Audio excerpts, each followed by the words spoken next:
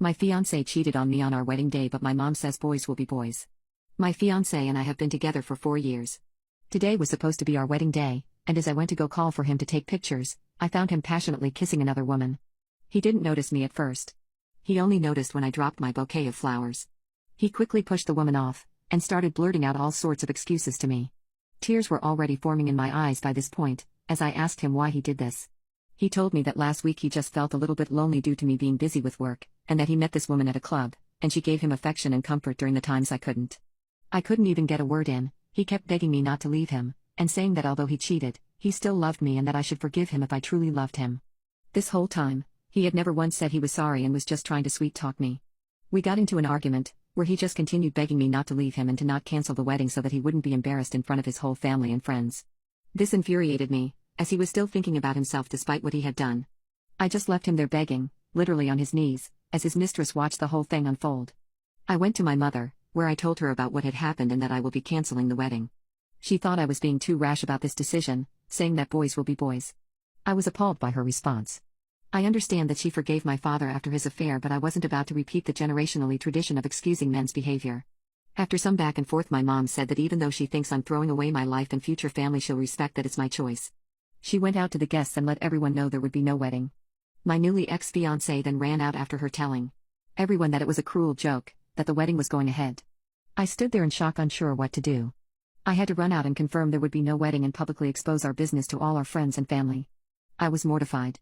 I left the venue feeling a bit defeated but relieved all the same. I had managed to dodge a bullet.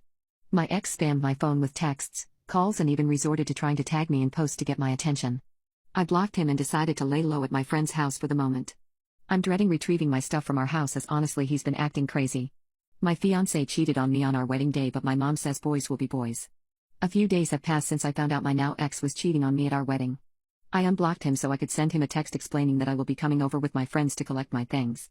I explained that I expected him to be out of the house when we were coming and to leave the key under the mat. Within literal seconds he texts me back begging me again to rethink my decision and that he is willing to think about ending his affair. I told him that ending, much less thinking about it, will do no good now, that he may as well take what he can get because I'm not ever getting back with him. This made him angry. I had never seen this side of him before. He began spamming my phone with messages along the lines of "you will never do better than me, you'd be lucky to have me, if I can't have you no one can," and then some more messages going into detail about how he will stalk me if that's what it takes. I was frightened and unsure if it was even a good idea to collect my things. But I thought since I was going with my friends there would be strength in numbers.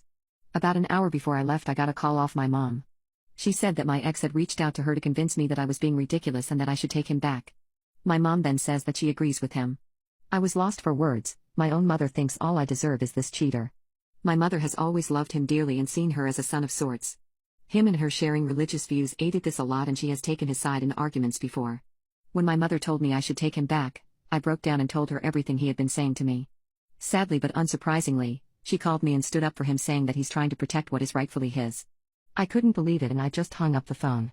Shortly after, my friends picked me up and took me to the house, which was very quiet. I should have been relieved, but I was still on edge. We walked up to the door, and as I went to get the key from under the mat, the door swung open and a hand dragged me in. The door slammed shut behind me, locking my friends out. I knew straight away what was about to happen. I screamed out for my friends' help, but they couldn't do anything. That's when my ex began to lay hands on me. The person who begged to be with me and claimed to love me so much that they couldn't live without me was willing to do this. My friends, hearing the noise from the house, called the police. By the time the police came, I was not in good shape. They took my ex away in cuffs and I was rushed to the hospital.